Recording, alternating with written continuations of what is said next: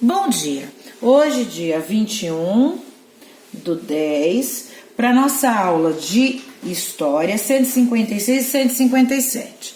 A página 156 vai trazer a expansão da civilização industrial.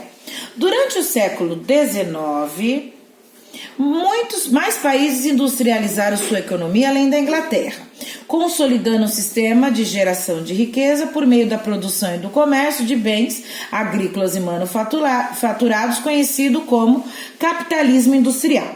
Depois da Inglaterra, a economia avançou rapidamente na Bélgica, rica em recursos naturais, na França, que promoveu sucessivas lutas pela liberdade individual, além de Alemanha e Itália, que se tornaram estados nacionais mais tardiamente, por volta de 1870. Fora a Europa, os Estados Unidos inovaram vários procedimentos industriais criados pelos ingleses e ampliaram seu território por meio da conquista do Oeste, sem falar no Japão, que passou por reformas políticas, sociais e econômicas. Na segunda metade do século XIX, a metalurgia foi aprimorada com a produção de aço a um custo mais baixo e novas fontes de energia passaram a ser empregadas, como a eletricidade e produtos derivados de petróleo, como o óleo diesel. A expansão capitalista promoveu maior competição entre indivíduos, empresas e até mesmo estados nacionais que buscavam aprimorar métodos e procedimentos para obter um melhor desempenho. Esse ambiente foi favorável ao desenvolvimento do conhecimento científico, além de grandes mudanças nos meios de transporte e nas comunicações. Da ferramenta à máquina, da imprensa ao telégrafo, das ferrovias aos automóveis e caminhões com motores à explosão, muitas facilidades foram criadas para produzir bens, alcançar lugares mais distantes, gerar novos conhecimentos e aproximar povos e culturas.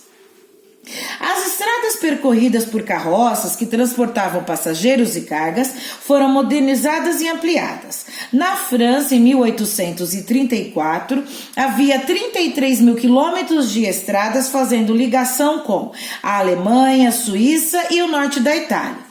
Na Inglaterra, as estradas chegaram a 500 mil quilômetros em 1850 e novas técnicas foram utilizadas para escoar a água e combater infiltrações. A melhora na qualidade dessas vias permitiu viagens mais rápidas e a custos mais baixos. Os Correios europeus, no final do século XVIII, distribuíam 30 milhões de cartas. Alcançaram a marca de 100 milhões em 1840. O transporte por rios também ganhou importância, tornando a circulação de mercadorias mais baratas, especialmente graças ao vapor. Ferrovias conquistaram prestígio ao longo do século XIX e a locomotiva a vapor se tornou um grande símbolo das inovações da época. Em 1830, os Estados Unidos já tinham 65 quilômetros de estradas de ferro e a Europa 316, sendo 279 na Inglaterra. Já em 1840, os norte-americanos possuíam 4.509 quilômetros contra 3.534 na Europa. Esse meio de transporte cada vez mais ágil também foi fundamental para integrar economicamente a região da Alemanha, colaborando por sua unificação política algumas décadas depois. Por volta de 1850, as ferrovias ao redor do mundo transportavam cerca de 500 milhões de passageiros e 300 milhões de toneladas de cargas. Em torno de 1905, já eram 4 a 5 bilhões, respectivamente.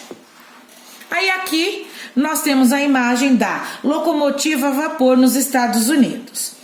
Em 1837, o norte-americano Samuel Morse obteve a patente de um sistema de código de sinais escritos no rolo de papel transmitidos com a ajuda da eletricidade, conhecido como telégrafo. Em 1844, foi realizado o primeiro teste público de transmissão de mensagem à distância, dando origem ao meio de comunicação utilizado em larga escala nos 100 anos posteriores.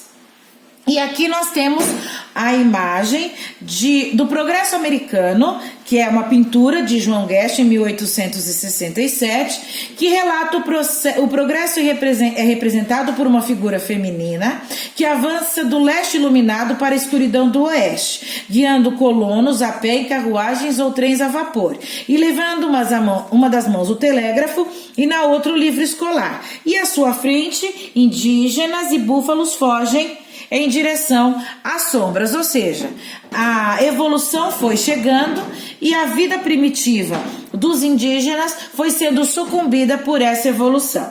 O século XIX também foi caracterizado por um acelerado avanço do conhecimento científico, graças ao aperfeiçoamento de métodos como o de máquinas a vapor e elaboração de novas teorias.